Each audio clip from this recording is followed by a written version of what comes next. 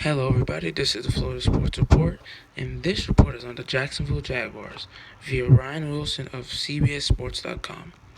A week after Jaguars left tackle Brandon Albert announced his retirement, and days after he abruptly wanted to unretire, the team released him from the reserve retired list, the team tweeted on Friday. Albert, who was 32 years old, had a base salary of $8.9 million for the season. He was a member of the Jaguars for 5 months after being traded by the Dolphins in March for a conditional 2018 7-rounder. Albert had to appear in 3 games next season for this part of the trade to kick in, but didn't take part in the Jags offseason program because he was looking for a new deal.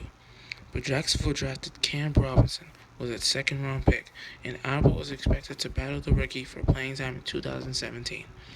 When Jaguars executive president Tom Coughlin was asked Tuesday about Albert, he didn't mince words. "What about him?" Coughlin said via Jacksonville.com. Specifically, how surprising was it that Albert retired and then changed his mind? Coughlin's response in full: "Reserve retired. That's all I have to say about it.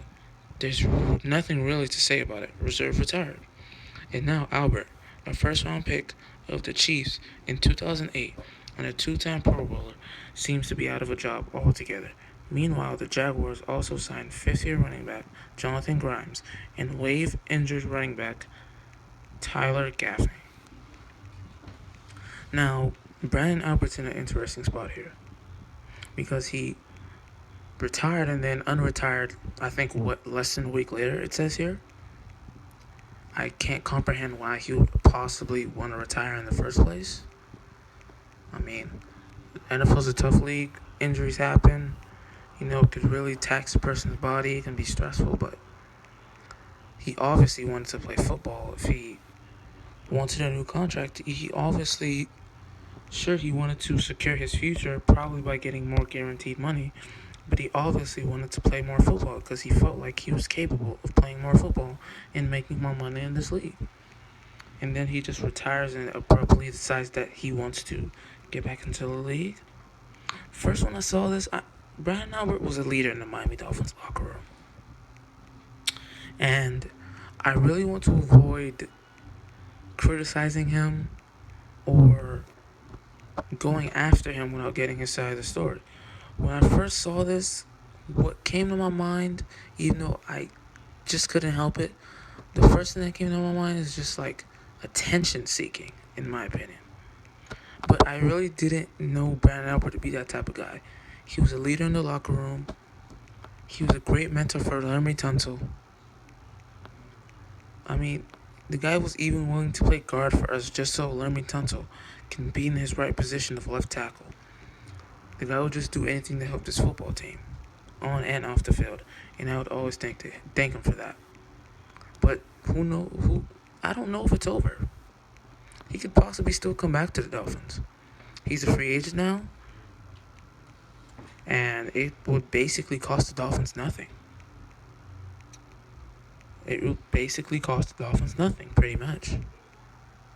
And I'm pretty sure Brandon Albert wanted a new contract because he really had no guaranteed money left on his current one.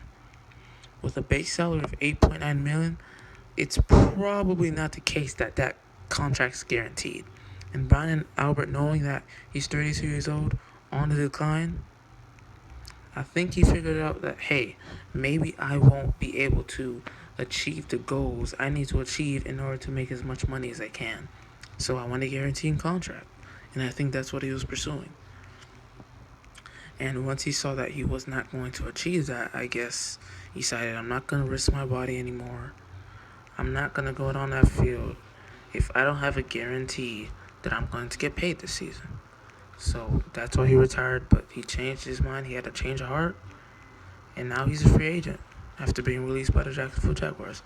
Hopefully, I know that Adam Gase, Mike Tannenbaum, Chris Greer, of course, had to have a conversation about this, because a guy as talented and productive as Brandon Albert is on the free agent market, a guy who was your player, a guy who wanted to be in Miami, I'm sure he would take about $1 to $2 million to come play for the Dolphins.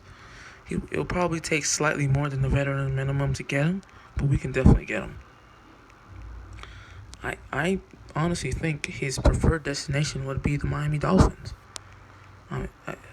Why would he want to move to another state or city when the Miami Dolphins are right here, a team that could possibly still want him to play? So the Miami Dolphins should really pursue Brandon Albert. It's like the Miami Dolphins got a steal in that trade. Basically got Julius Thomas for free. You get Julius Thomas and Brandon Albert back. That's just great GM work. And by Chris Gear and Mike Tannenbaum. That's just great work by them.